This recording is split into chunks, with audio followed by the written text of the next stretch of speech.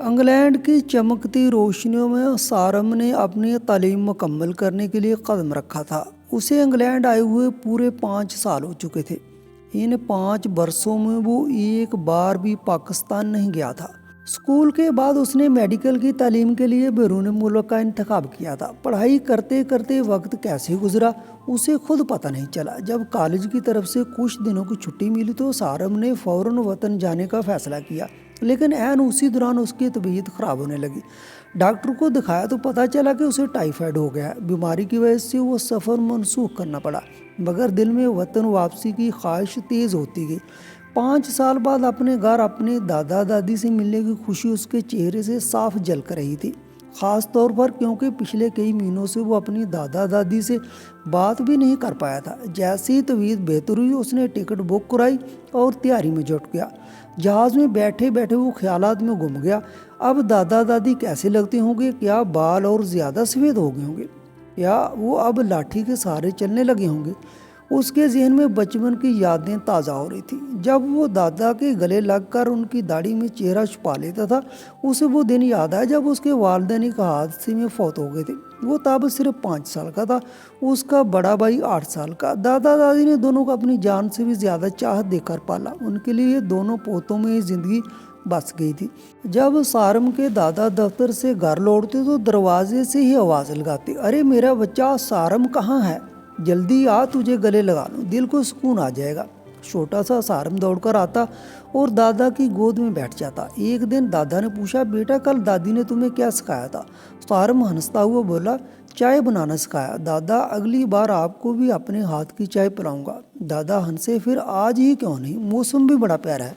दादी ने हंसते हुए कहा, हाँ हाँ, आज तो दादाजी को पोते के हाथ की चाय ही पीनी चाहिए। जी सुनकर सब मुस्कुरा उठे। सारम खुशी खुशी किचन की तरफ भागा। दादी उसके साथ खड़ी रही। पहली बार अपने दादा के लिए चाय बनाते हुए वो बहुत खुश था।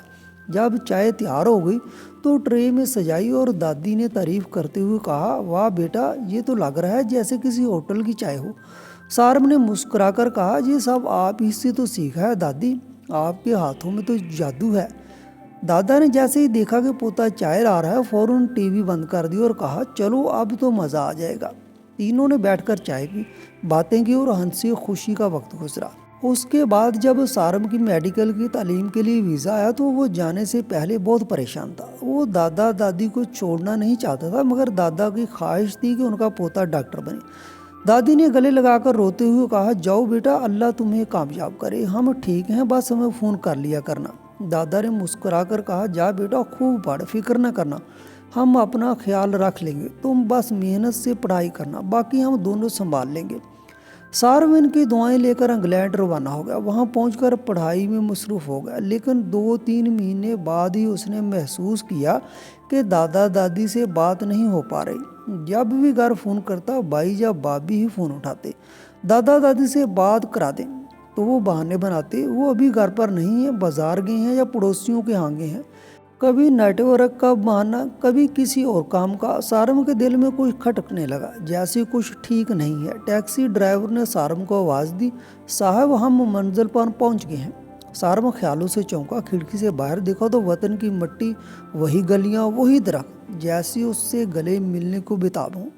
उसने ड्राइवर से कहा, भाई ज़रा यहीं रुकें, सामने जो बेकरी है ना, वहाँ से एक केक लेना है, आज मेरी दादी की सालगिरह है, इन्हें सरप्राइज़ दूंगा। उसके लहजे में वही बचपन वाली शौखी लौट आई थी।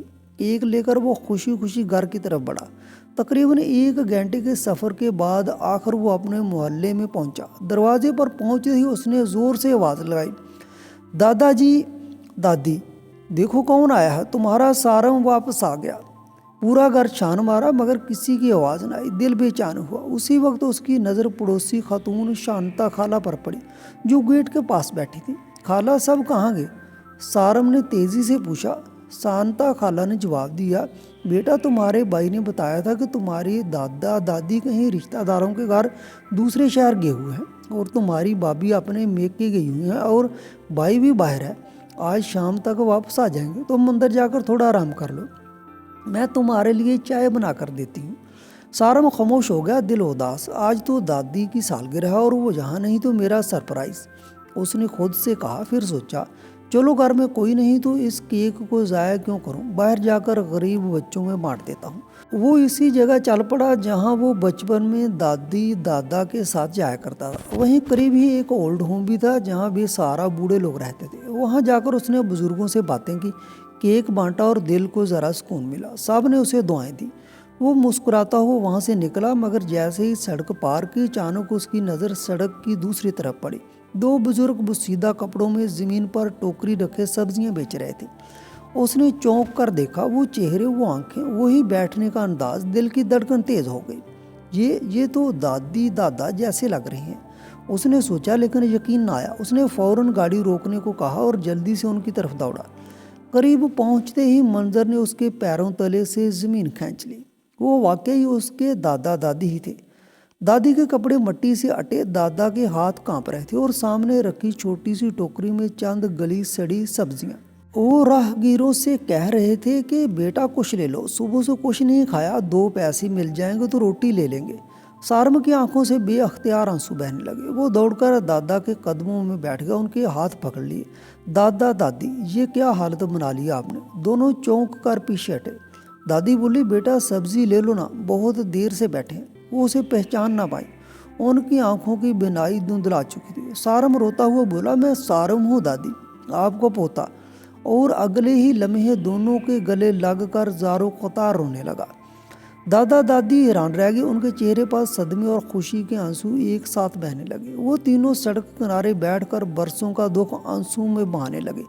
कुछ देर बाद सारम ने दोनों के हाथ धुलवाए, खाना खिलाया और बोला, चलिए अब घर चलते हैं, आज मैं आप दोनों को कभी अकेला नहीं छोड़ूंगा। सारम ने दादा दादी को सहारा देकर गाड़ी में बिठाया, उनके चेहरे से मिट्टी साफ की, पानी पिलाया और रास्ते में उनके कांपते हाथों को अपने हाथों में थामे बोला, अब बस सब खत्म, अब आप दोनों पर कोई जुल्म नहीं होगा। दादी की आंखों से आंसू बह निकले। बोली, बेटा तेरे जाने के बाद सब बदल गया, तेरा बड़ा भाई और भाभी हमें सताने लगे। पहले तो बातों में तलखी थी, फिर धक्के देने लगे। बहू ने तो हमें नौकर से भी बदतर समझा।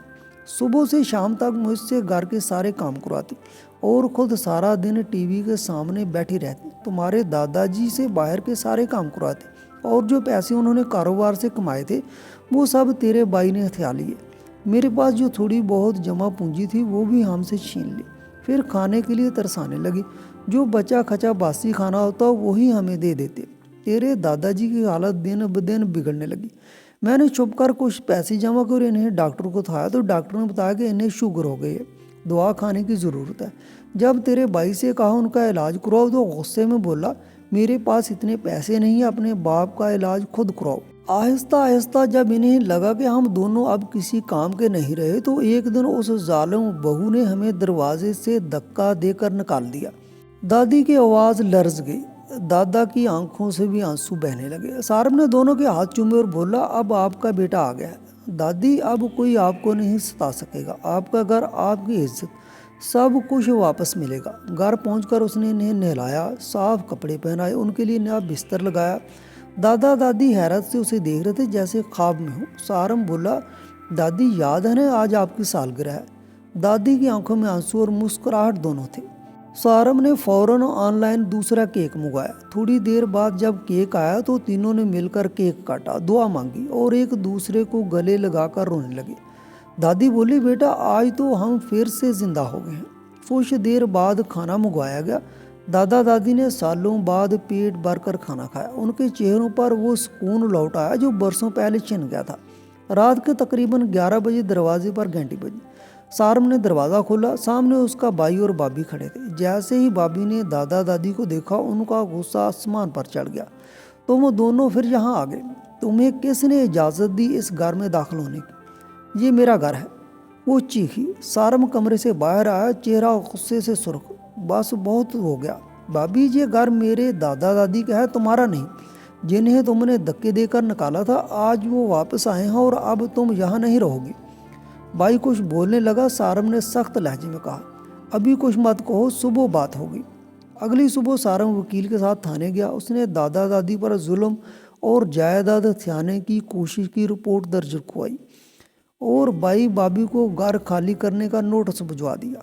जब वो नोटिस इन्हें मिला तो दोनों के होश उड़ गए। भाभी कदमों में गिरकर रोने लगी। हमसे बहुत बड़ी गलती हो गई, हमें माफ़ कर दो, हम दोबारा ऐसा नहीं करेंगे, सब एक साथ रहेंगे। लेकिन दादाजी ने सख्त लहजे में कहा, जिस दिन तुमने हमें दर्द से धक्का देकर निकाला था उसी दिन तुमने हमारे दिल से अपनी जगह ख़त्म कर ली थी।